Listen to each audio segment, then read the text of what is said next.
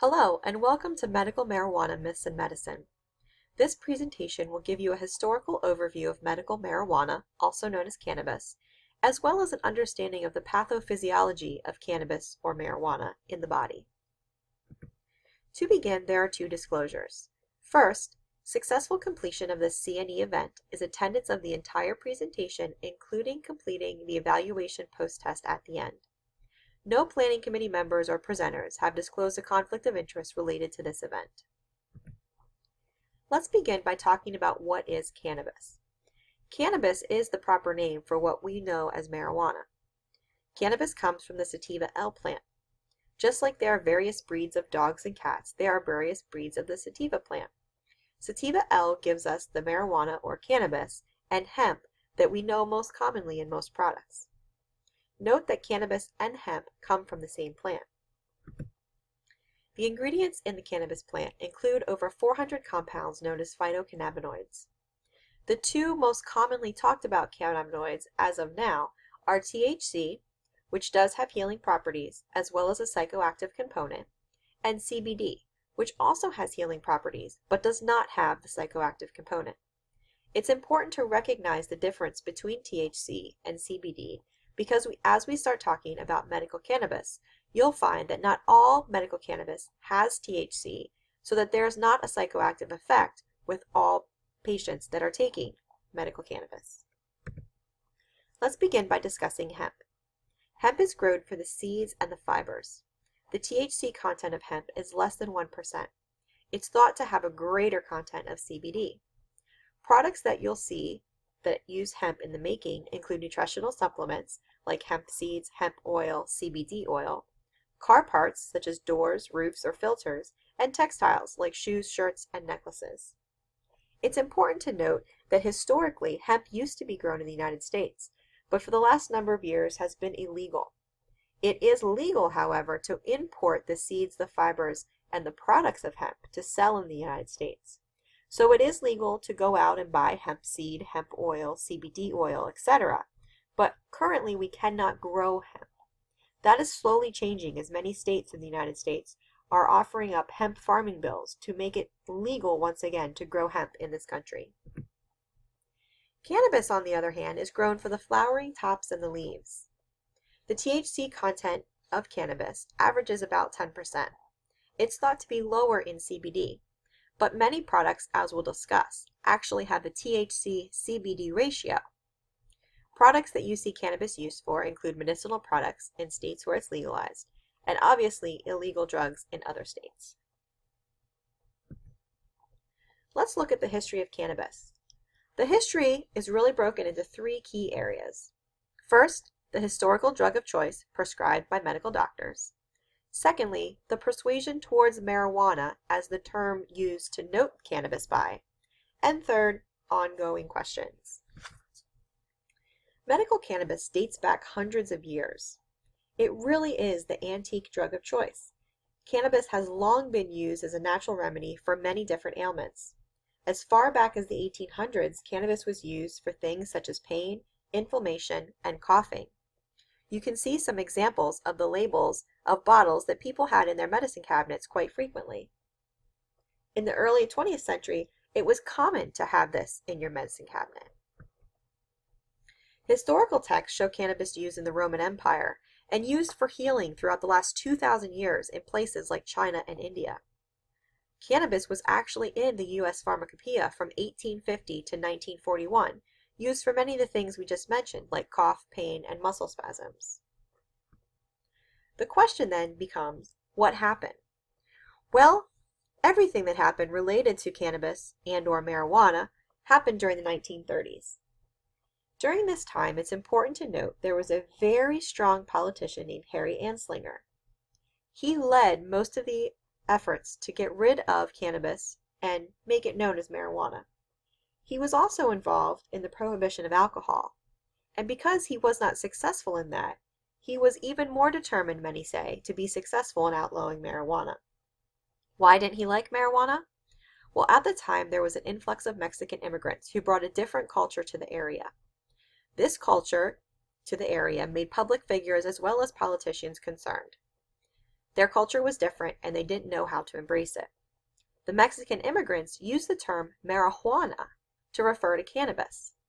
Politicians started linking the poor behavior of immigrants, or even a perceived behavior of immigrants, to the use of marijuana. Politicians and public figures alike started campaigning to influence public opinion on marijuana. This campaign included both written material as well as movies that were made. One of the most common was called Reefer Madness. We're going to watch the clip of the intro to Reefer Madness. These high school boys and girls are having a hop at the local soda fountain. Innocently they dance. Innocent of a new and deadly menace lurking behind closed doors. Marijuana, the burning weed with its roots in hell. In this film, you will see the ease with which this vicious plant can be grown in your neighbor's yard, rolled into harmless-looking cigarettes, hidden in an innocent shoe or watch case. If you want a good smoke, try one of these. You will meet Bill, who once took pride in his strong will as he takes the first step toward enslavement. Of course, if you're afraid.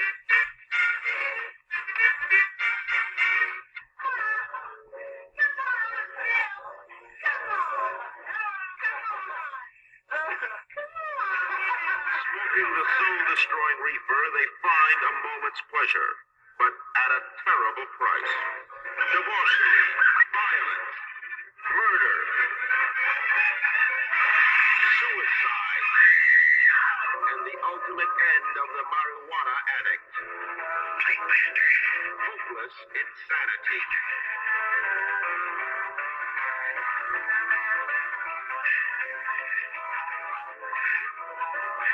See this important film now,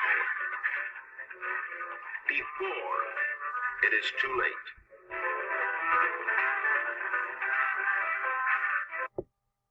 So you can see, to many of us, that seems almost comedic. But it wasn't meant to be a comedy.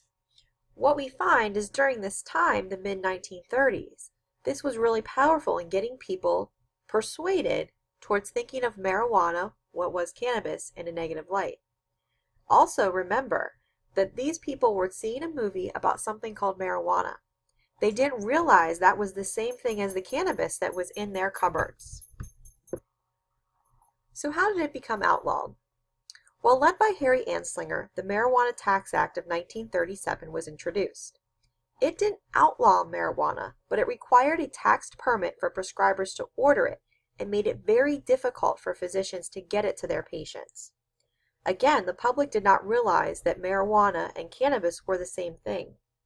The vote on this tax act happened very late in the day, and it was questioned. The American Medical Association provided testimony.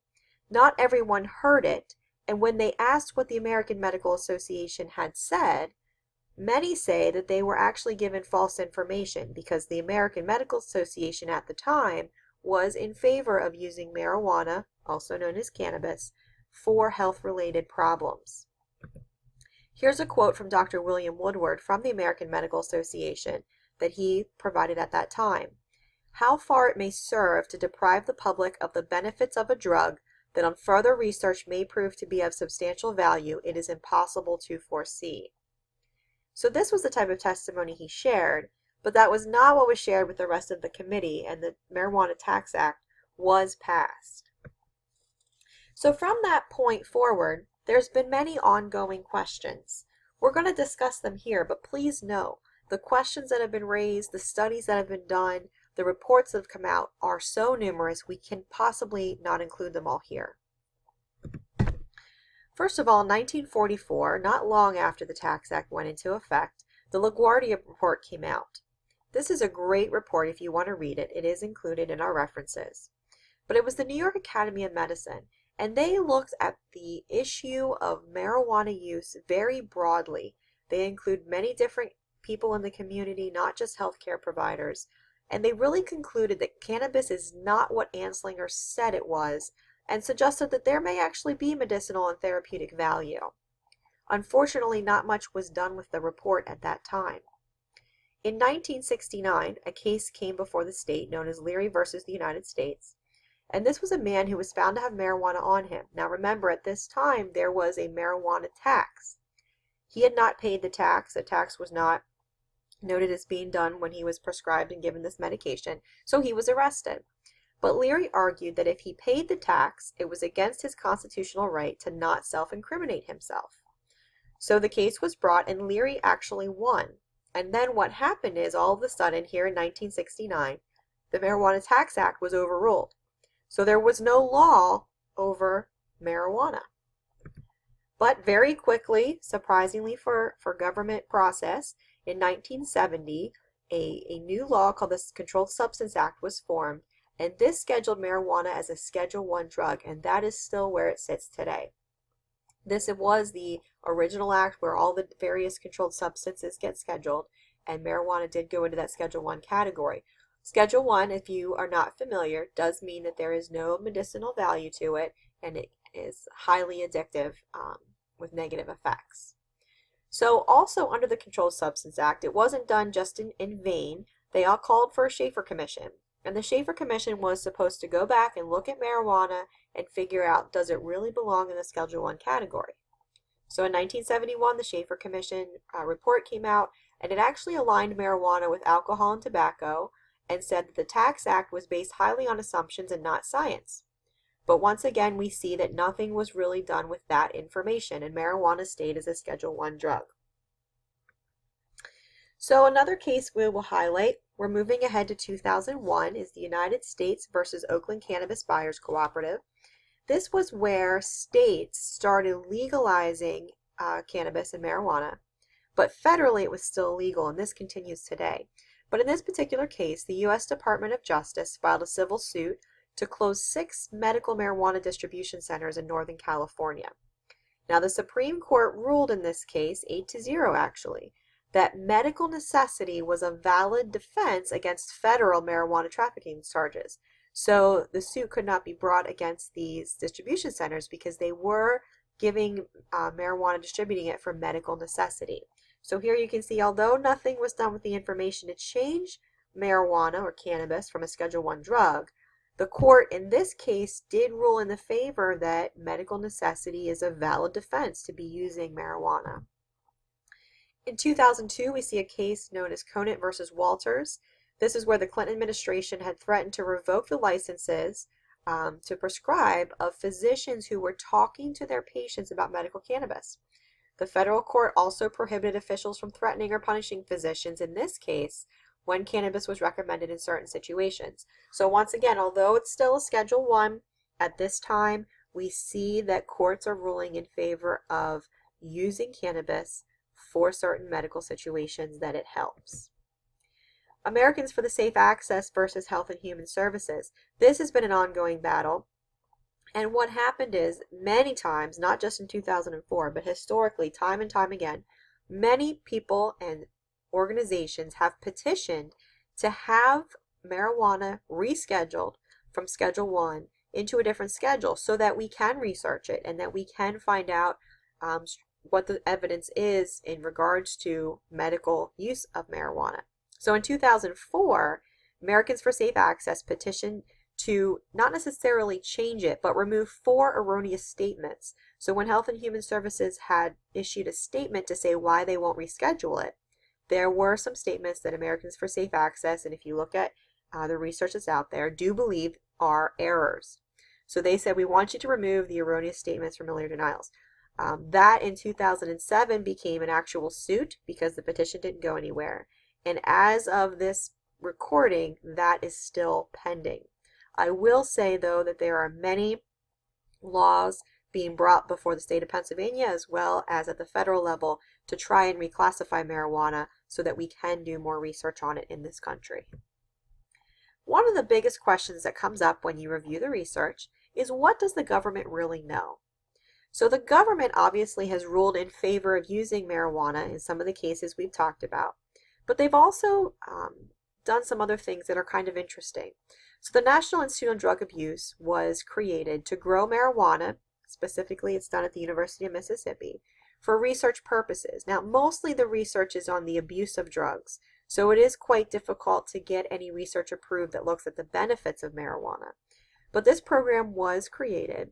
And following that, not too long after, we see the Compassionate Investigational New Drug Program created, which was a program to provide Americans with cannabis.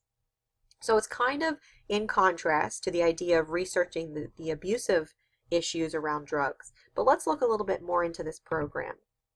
So Robert Randall was a gentleman who had severe glaucoma. They thought he was going to go blind by the time he was 30 years old. He lived around Washington, D.C., had many doctors that were helping him try to find treatments that would help him.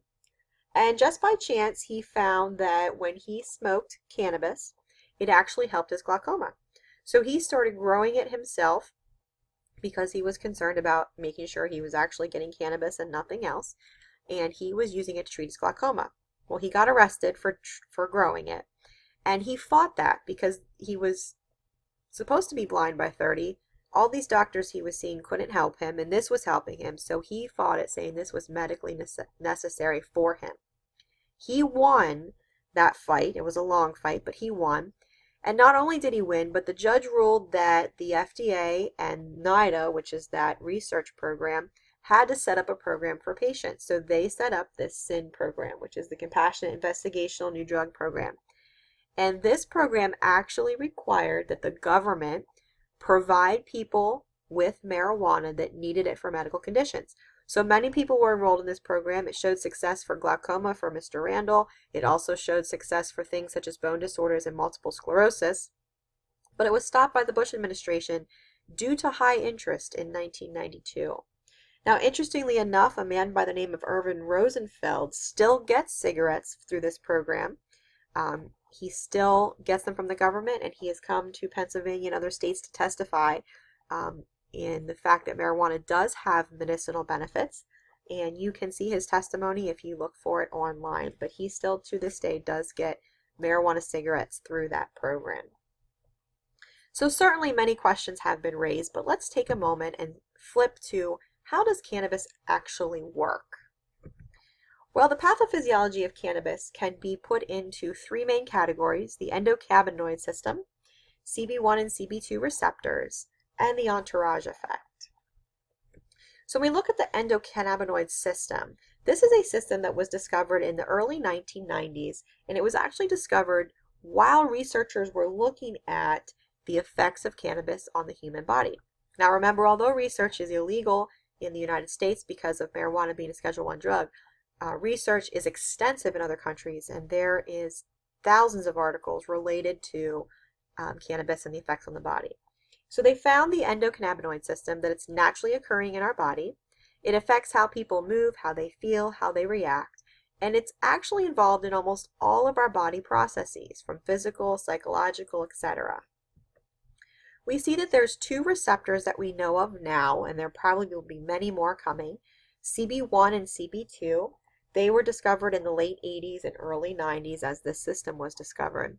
We find that CB1 receptors are most often found in the nervous system, connective tissue, glands, and organs, and CB2 receptors seem to be more in the immune system and associated structures, more in the periphery. If you look at this picture, you can see CB1 receptors in this light blue color all down along the central nervous system. And you can see CB2 is a little bit more scattered. It does follow more of the immune pathway. We'll come back to this diagram in a few slides. What we do know about these endocannabinoid receptors is there are endocannabinoids that attach to them. And again, we're talking about what naturally occurs in our body without us doing anything. So two of these endocannabinoids are anandamide and 2-AG. They attach to the CB1 and CB2 receptors, and they're released on demand. So it's almost like a dimmer switch. The body, if they think they need a little more, they release a little more. If they need a little less, they need a little less. The imbalance of these endocannabinoids is connected to multiple pathological conditions. So much so that many researchers believe there's actually a syndrome called clinical endocannabinoid deficiency disorder, where many of the issues that we find we have trouble treating are actually due to an imbalance in the endocannabinoid system. Now, this is an example of retrograde signaling. This is how many researchers believe that our naturally occurring cannabinoids, as well as the cannabinoids we'll talk about in just a moment that come from cannabis, work. So we have our presynaptic neuron, we have our postsynaptic neuron. This is the normal process of neurotransmitters crossing over here. But what we find is in the endocannabinoid system, those cannabinoids actually work in a retrograde manner. So the postsynaptic neuron releases the cannabinoids, they bind to the presynaptic neuron, and they control the release of neurotransmitters. So the body is actually regulating itself. In the research of the endocannabinoid system, we find that it really does have a role in almost everything: memory, cancer, appetite, fertility, pain modulation, cardiovascular disease, immune functions, neuroprotection. And what we find even more exciting is the potential that if plants, such as the cannabis plant, can help us control the endocannabinoid system, then maybe it can also help us control when we have illnesses or issues in any of these areas. Phytocannabinoids are those cannabinoids that come from plants, and medical cannabis has over 400 of them. THC and CBD are examples, and they are the most understood at this point, although active research is happening outside this country, so many more will be coming.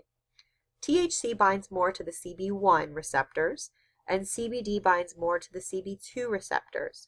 But note that cannabis is not the only plant that has phytocannabinoids. Another example of that is echinacea. Many people take echinacea to prevent infection and to boost the immune system, and we do find that that plant also has cannabinoids in it. Let's go back to this picture for one moment, and now we see that we talked about THC, the light blue color, binding to CB1, and you can see here all of the areas where THC may bind. Similarly, CB2, the darker one here, and both of these, just so you know, are types of phytocannabinoids, and they bind more where you see the dark blue. Now, one thing to note, there are no CB1 receptors in the area of the brain that controls respiratory and cardiovascular function. That's important to note because that leads us to one of the pros around medical cannabis, in that you really cannot overdose on it to the point where you would stop breathing, because there is no receptor in the brain for that part of where THC would bind. And we'll talk later about a forensic pathologist who has attested to the fact that he's never seen anyone overdose on cannabis. Let's talk about the entourage effect for one moment. We do have synthetic drugs that exist that are synthetic THC. Marinol is probably one of the most widely recognized. What we're finding through research is that the best effect from cannabis for any condition comes from the whole plant, and that's called the entourage effect. Now, as I mentioned earlier, there are many different ways in which the plant is grown, and this is a complete science because plants are grown for specific people, plants are grown for specific illnesses, and the THC to CBD ratio is different, but it is a whole plant. So remember, there's over 400 cannabinoids in the plant. We know very little about them in terms of each one of those. We know the most about THC and CBD, but we are seeing through research that the best effect is that entire plant. So that's why we're looking to legalize medicinal marijuana instead of using the synthetic drugs that we already have developed. It's also important to understand the difference between the street drug versus the controlled growing. As I mentioned, growing medical cannabis is a science. It's grown in a very controlled environment for very specific illnesses with a very specific THC to CBD ratio, and that's not how you find marijuana on the street, if you will, grown. There's also the risk that drugs that are grown on the street and distributed in the street may be laced with other things. So there is a concern between people misunderstanding what we see on the street as marijuana versus what we're looking at growing in a controlled environment.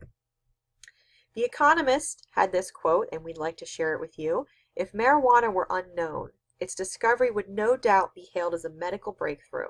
Scientists would praise its potential for treating everything from pain to cancer and marvel at its rich pharmacopoeia.